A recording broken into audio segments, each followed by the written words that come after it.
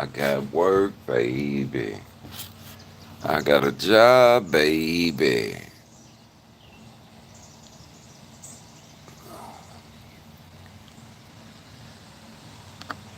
Ah, I got work to do. Yeah, yeah, yeah.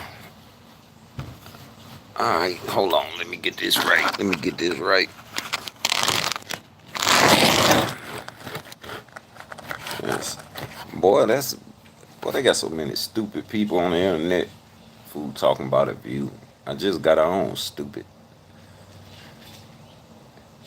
Second of all, this video is not necessarily for views. This video is because for those of y'all that don't know, May is Mental Health Awareness Month.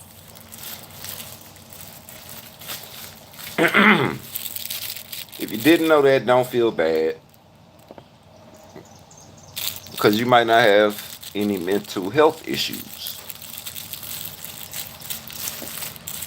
But now you know. And just because you don't have any doesn't mean nobody in your family does. Um, hey, Selena Gonzalez, appreciate the Cashapp, baby. Um,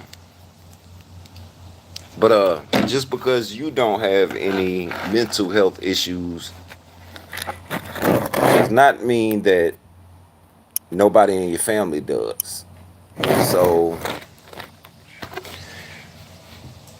like I said, don't feel bad if you didn't know that May is Mental Health Awareness Month. This video is not really. This ain't about uh, how many views you get or whatever.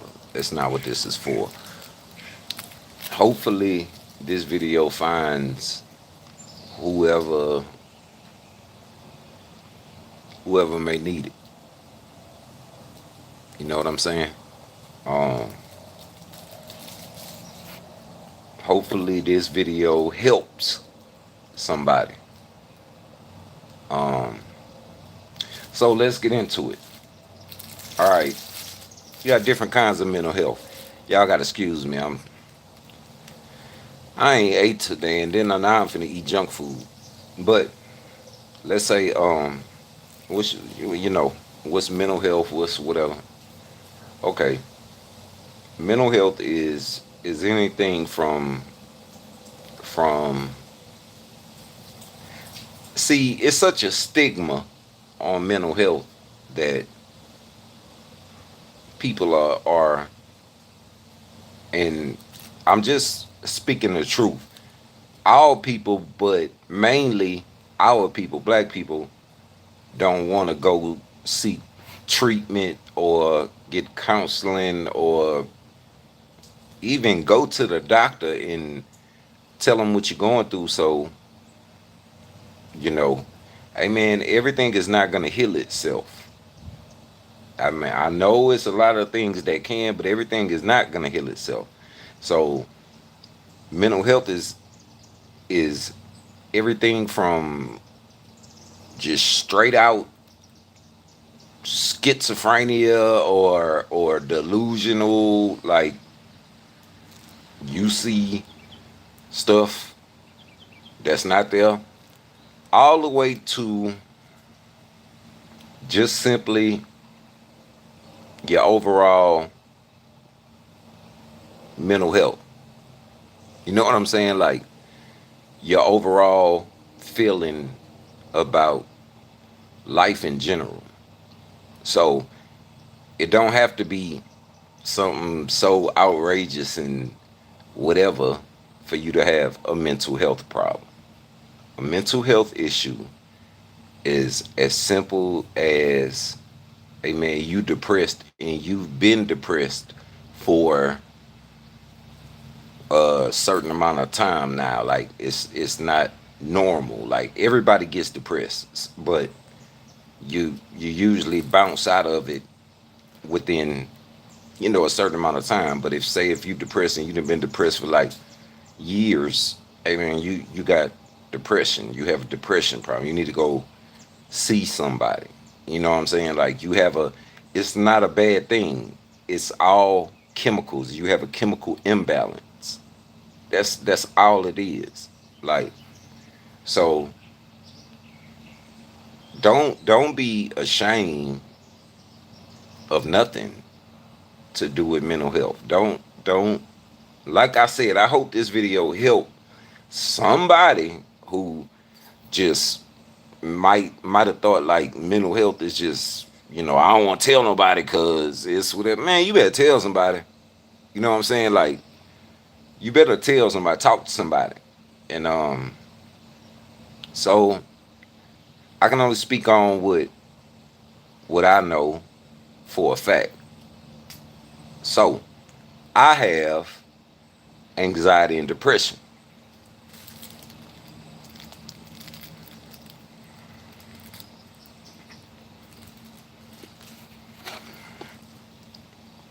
I've always had it. I didn't know I had anxiety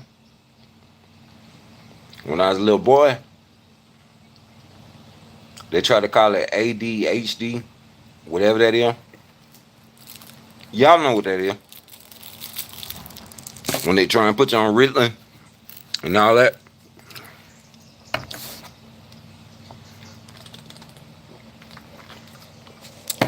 But luckily, my mama wasn't hearing that. So, as I got older, I was able to explain what I was feeling better. Because when you're a child, you don't know how to explain to somebody that you have anxiety. You don't even know what anxiety is. Matter of fact, at first you think everybody feel like you feel until you start getting older and noticing like all them going out there to play and I don't want to go. I don't want to be around all them people.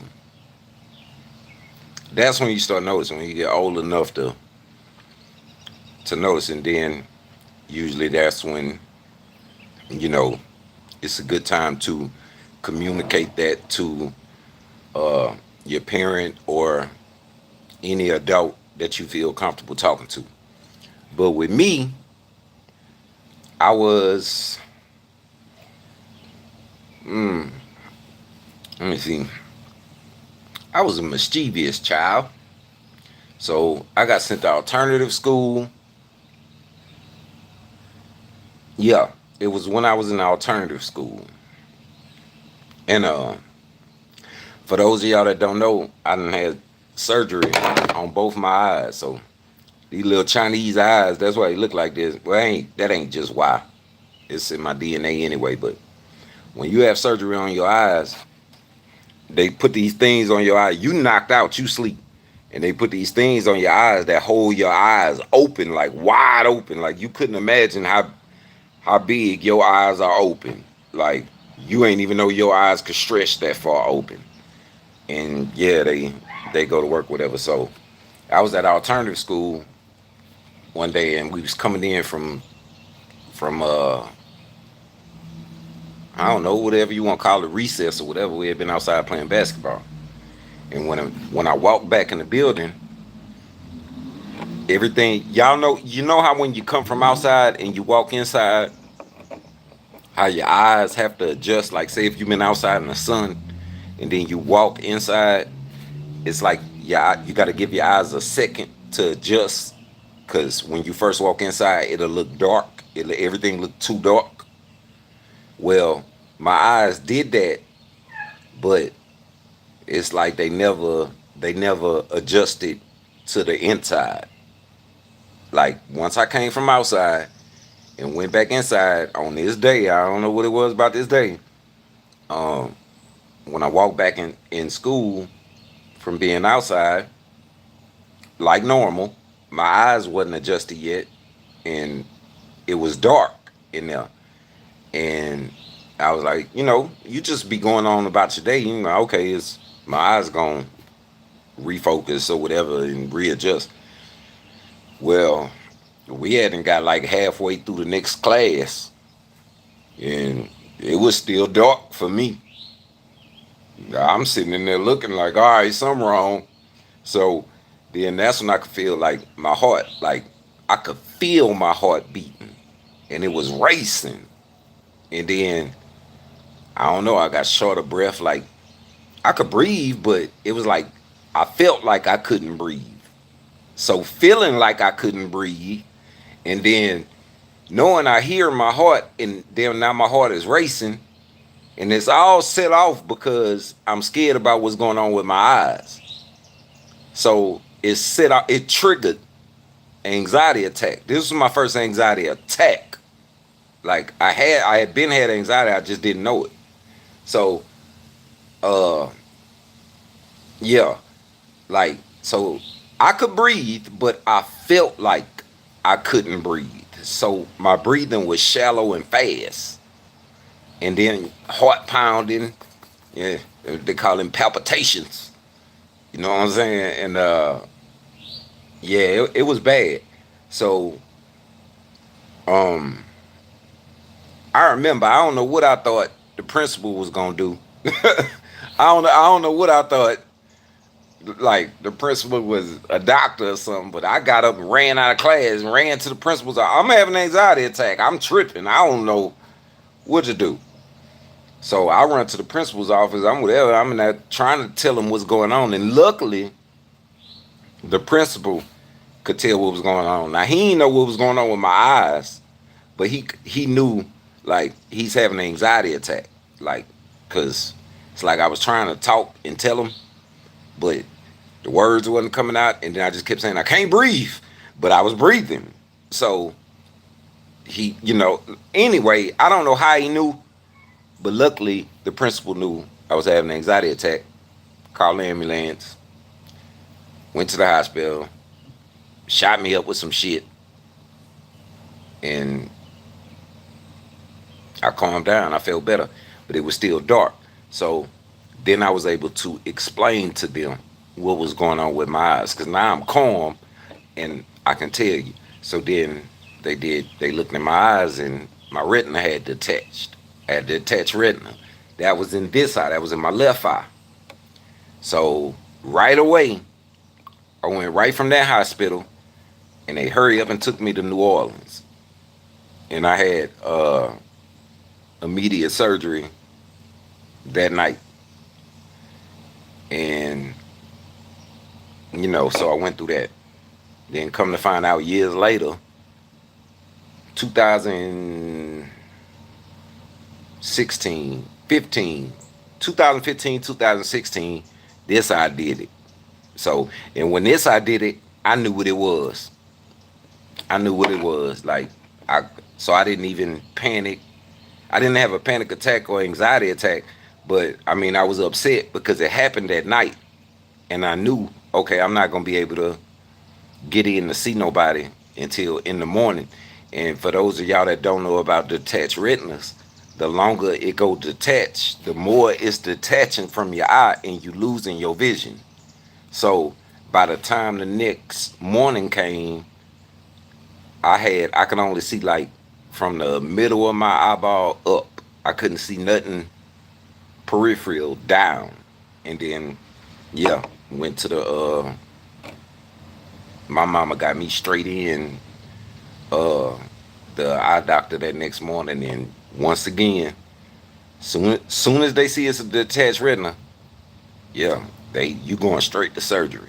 So anyway, that's what that. But that's how I found out I had anxiety. So when I found out whatever they gave me in the hospital that day, I knew it calmed me down, and I knew something was wrong then. And that's when they told me I had anxiety and whatever. And um, my family doctor, I started going to him, and he started recommending this medicine, right? So I'm gonna tell y'all, and like I said, all I can speak on is what I know. So and hopefully what I'm saying can help somebody. But look, it's so funny when you ain't talking about nothing that's drama related. People be getting off your channel going trying to find them some drama. Yeah, go find you some drama. This ain't no drama on it. Uh, so the bad thing about it, if you have anxiety or depression and you haven't been diagnosed yet, or you haven't told anybody yet, or you haven't been to a doctor, is when you go and they diagnose you, you're gonna have to kind of play the guinea pig a little bit at first, because you got to find out what works for you. Because okay, and I'm only speaking from an anxiety and depression point of view. You have a chemical imbalance. You really have a chemical imbalance. So the medication that you're gonna be taking is gonna be to regulate your chemicals. To yeah. So they it's all kind of different combinations, and they got to find the right combination that work for you. Unfortunately, it's not like it's just everybody's different. So unfortunately, it's not like you can just go in and they go, okay, Mister Johnson or whatever, you have anxiety and depression, man, and you have panic attack disorder and anxiety attack disorder. Boom, take this. No, is they have to find the right combination. So if you have depression, of course, they're going to give you an antidepressant. And if you have anxiety, then of course you're going to get prescribed the anti-anxiety medication. Now, the two kind of go together. The two kind of go together because when I got diagnosed with anxiety, I didn't have depression. I wasn't depressed about nothing. But the medication, the way they make the medication, and this is where I think it has something to do with the FDA and big pharma and all that. They pushed the antidepressant on me. I didn't need an antidepressant. All I needed was an anti-anxiety. But let me tell y'all what a trick is. The anti-anxiety medication is considered a class. I think it's a class 2. I think it's a class 2. Y'all don't take my word for that. Y'all look it up. But like, your anti-anxiety medications are things like uh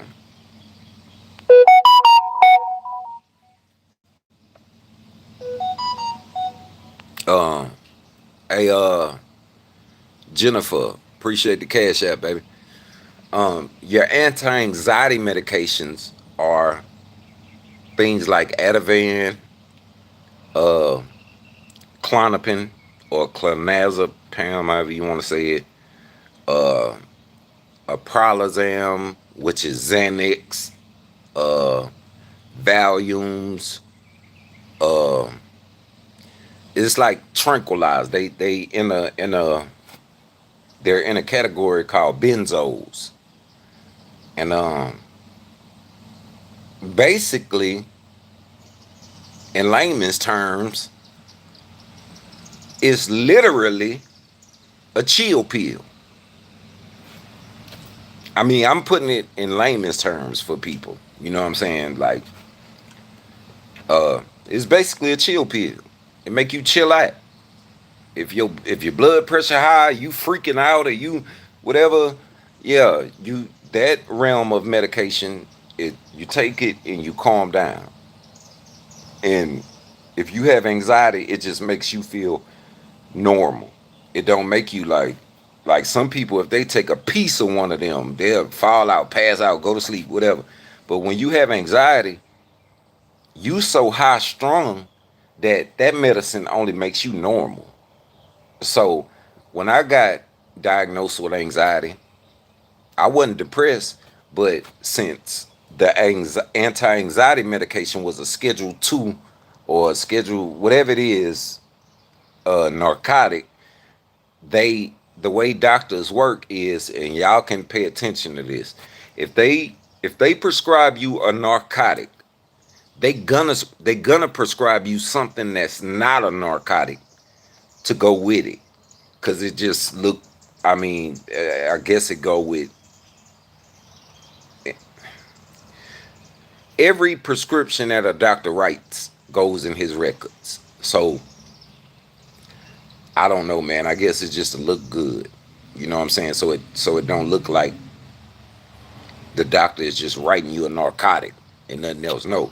If he writes you a narcotic, I guarantee y'all the doctor is gonna write you another prescription with that narcotic that you probably don't even need. But he's writing you another prescription that's not a narcotic, so it can go with that. So they push the anti-depression medication on me when I didn't need it. I only had anxiety. So the first thing they tried me on was Lexapro, which is an antidepressant, and Ativan, which is an anti-anxiety medication. I think that lasted about a week. I think that lasted about a week. Uh, and I was right back in there telling them, hey, Philip, appreciate the Cashapp, homie. I was right back in there telling them, hey, doc, yeah, this ain't gonna work. No, I feel like an alien. I feel like I'm in outer space. That's how it made me feel.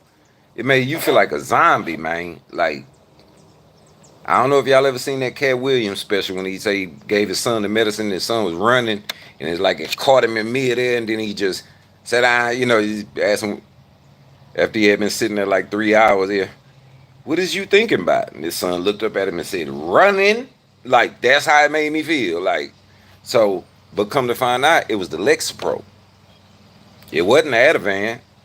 So, boom, go back. Second thing they tried me on was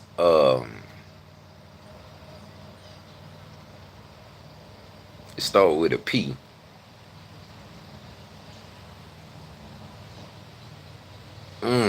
What is the name of that? It started with a P. I remember that. Plexel. Yeah, it was Plexel and Clonopin, which Plexel was the antidepressant, and the Clonopin was anti-anxiety. Well, that lasted about 2 weeks. I was right back at the doctor, man. Hey, man, something don't feel right. Like, I wasn't having anxiety attacks no more. I ain't have anxiety no more because it didn't matter if it was the Ativan or the Clonopin or whatever. The anti-anxiety medicine was working, so I was feeling okay. But the antidepressant was making me, yeah, it was too strong or something. I wasn't depressed. So then the third one, which is what I'm still on to this day, and I've been on. I'll never forget. It was this older lady, and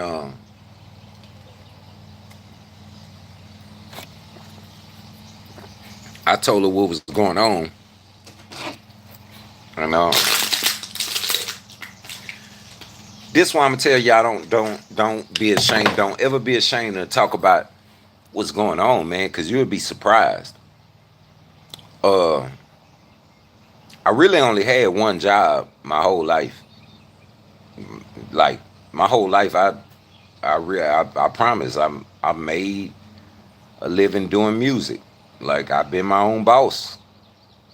Like, but I had one job that that you could really count, because I was there for. I emancipated myself. Well, I got emancipated because I graduated early because they sent me to military school because I told y'all I was bad, and then I got emancipated and I went to table games school, table to be a table games dealer, deal cards at the casino. And so once I once I graduated that, I got a job dealing at the casino. So, but you got to think I'm young. I'm like 19, 20 years old. You really supposed to be 21, but I told y'all I got emancipated. So all the dealers around me are grown, 40, 50, 60, you know. Yeah, I'm coming get this money y'all making. I ain't finna work for no $8 an hour, $9 an hour. What this is? $28 an hour? Yeah, I'm gonna stick with this right here. So it was one of the floor supervisors that was behind me. She was an older lady, and like I said, this is why you should never be afraid to tell people what's going on with you. So I we in the lunchroom on break and stuff eating, and I just told her, and she said, "Baby, go back and tell that doctor to to put you on Zoloft." And I was like, what that one do? You know what I'm saying? And she said it's a real mild antidepressant because you don't seem like you need, you know, a heavy antidepressant. She said, I take Zoloft. My husband takes Zoloft. She said, and it comes in 25 milligram, 50 milligram, 100 milligram, and if it go higher than that, I don't know. She said, so you can start with a 25 milligram. She said, and baby, I pop it in half. I was like, okay, she might be on to something. Went back to the doctor. Hey man, I want Zoloft. Zoloft is not a narcotic. So you can go to the doctor and tell anything that's not a narcotic. If you go in there and say you want it, oh, they happy to write it for you. Now, if I'd have went in there saying, hey man, I want, uh, I need, instead of 60 Xanax a month, I need 120. Now, you got to fuss with them and do all kind of stuff because that's a narcotic. You know what I'm saying? So he switched me to Zoloft, 25 milligrams. I did what Miss Mary told me to do. Broke it in half. She said, take them at night before you go to sleep. I always take it at night before you go to sleep. That's all you got to do. And I said, well, Miss Mary, what if you telling me I don't really, I'm not depressed, I don't really need an antidepressant, then why do I even need to take it? Well, come to find out, Zoloft is also an anti-anxiety medication, but it's not as fast acting as a Ativan or a Clonopin or a Xanax. It's not as fast acting. It's time released. So I was like, okay, I'm cool with that because I have anxiety. So if it's time released, then yeah, that's cool. And from then on, I've been on that. Mm, 49, about 20 years. Like, and I'm fine. But I was throwed. Like, uh, now, when the depression did kick in, as I went through things in life, I realized I did have depression because it would take me longer to get over stuff than everybody else. And so that's when I realized, okay, I do have, a little mild case of depression. And, if something was going on, I take the whole 25 milligram pill. I wouldn't break it in half. Or I'm going through whatever, before I go to sleep, I just take the whole pill. And then once I'm feeling better, just go back to popping in half. And whatever your dosage is for your anxiety, you'll figure it out, trust me. Because they started me on, I'm going to show y'all how high strung I am. And I ain't ashamed of nothing. That's why I said I hope this video helps somebody. And I could tell y'all what Pimp took. Because Pimp was way more high strung than me. So they switched me to Xanax. I'm prescribed four. Four Xanax a day. 4 1 milligram tablets a day. So that's basically like, if y'all don't know what a 1 milligram tablet look like a little football. Everybody always used to Xanax bars. They take them for fun. So if you know what a Xanax bar is, that's like I'm prescribed 2 of them a day. 2 Xanax bars, you put your average person on their back. It'd be sleep for 3 days. It don't do nothing to me. It just make me normal. Now, if I don't have it, I had a seizure in, I don't know, it's on my timeline. If y'all go down my YouTube videos, you'll see when I had it. I can't remember when it was. That was the first time I had let myself run out of my medication. And I ain't do it. What happened was, the doctor I was going to, look, I sound like a little kid. What happened was, the doctor I was going to, my insurance is Humana. And the doctor that I was going to stopped taking Humana. So when it was time for me to go for my appointment for a refill, instead of them calling me ahead of time, which this is really malpractice, I really could have had a lawsuit. Well, I really got a lawsuit, but I ain't got time to do all that. They supposed to call you and let you know, hey, Mr. Isabel, we're not taking Humana anymore. We're referring you to Dr. so-and-so, whatever. Their office takes your insurance. They'll be waiting for you next month. They didn't do that. I showed up for my appointment on time, whatever, and they were like, hey, we don't take Humana no more. We're going to holler at you, player. Like, hey man, y'all know I'm thorough, right? I got a chemical imbalance. I'm not right up here. Like, so I went on home and I was trying to find another doctor. They supposed to do that for you. If they stop taking your insurance, they find your doctor and refer you to them when you've been on medication like I had for that long. So I came on home, and it's hard to get in with a new doctor and just get in right away.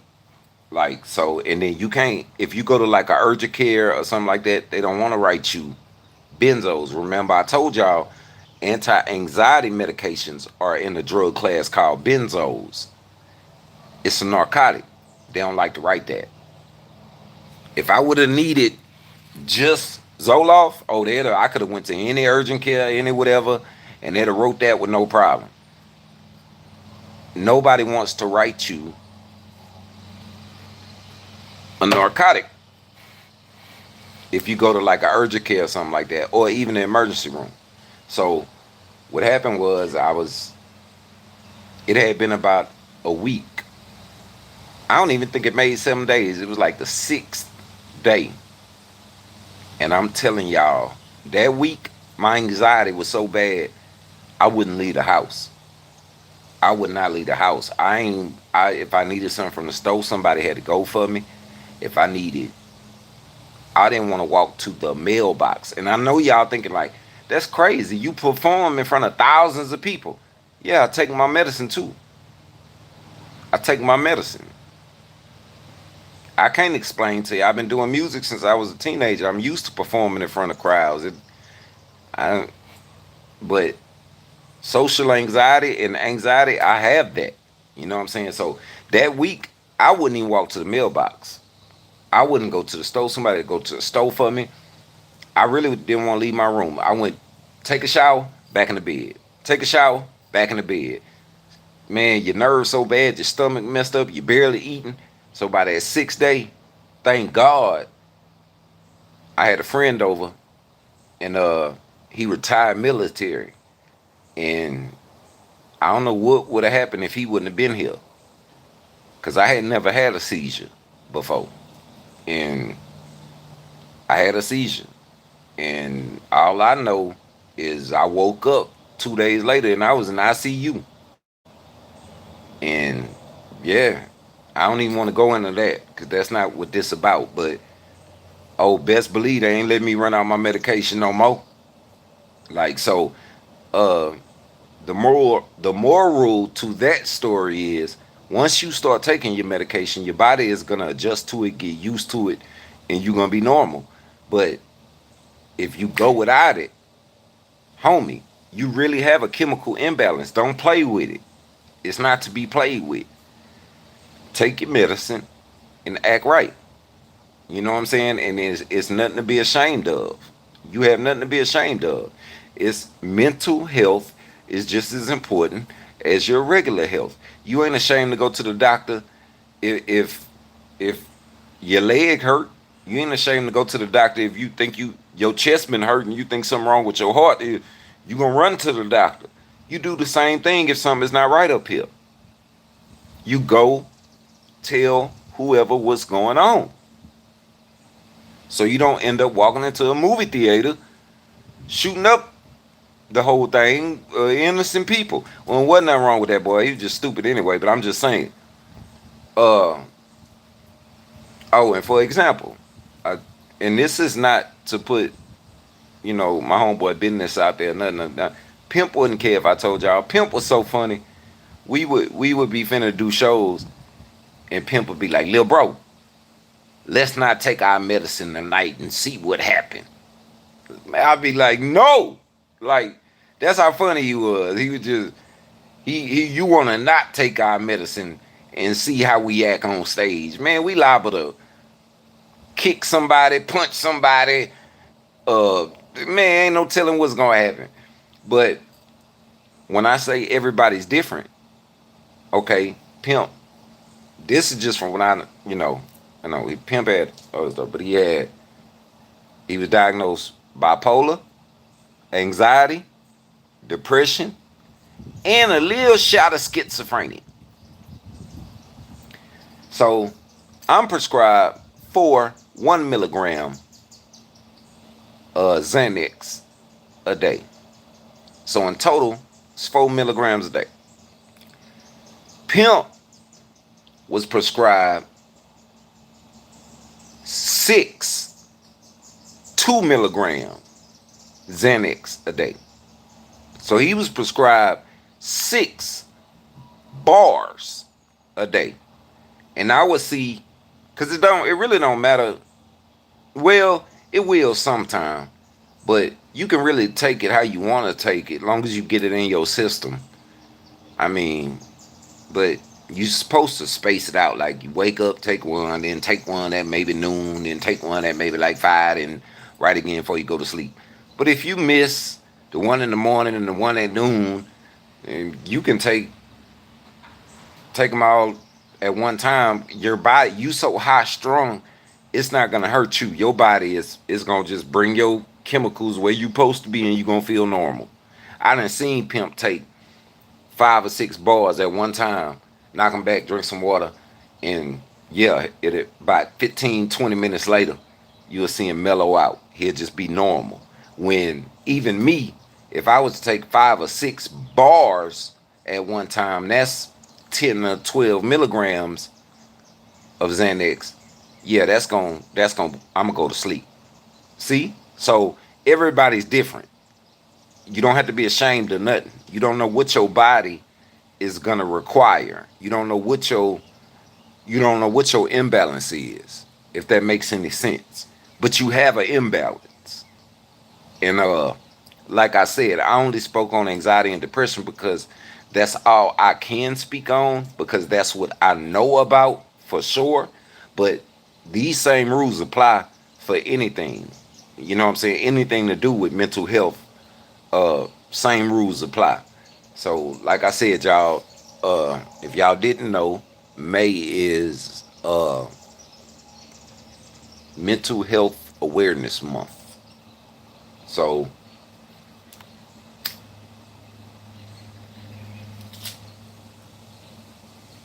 just in case y'all didn't know, now y'all know. And I hope this video helped somebody, man. Like, don't be ashamed of nothing you're going through, man. Don't let your pride get you in something that, man, talk to somebody, man. You know what I'm saying? You ain't got nothing to be ashamed of. So don't keep it inside and think that you got something to be ashamed of, or think there's something wrong with you. Yeah, something wrong with you. You got a chemical imbalance. It can be fixed. So, hey, man, if you don't take it from nobody else, man, come on, man. Listen to me on something. I promise I ain't gonna tell you nothing wrong. I ain't gonna tell you nothing to hurt you. I was scared of that medicine too at first. I was scared. I ain't want to take it. But, hey, man, go talk to whoever you got to talk to. If you need some medicine, take your medicine. Take care of up here the same way you take care of this. You know what I'm saying? Is you got to have all this working together. You can't have this, your body healthy, and this up here just, you can't, man. And y'all know I don't like the word can't, but that's just, you can't do that. Take care of this. That being said, y'all know what it is. Long live Pimp C. I am the hog, boy. Yep.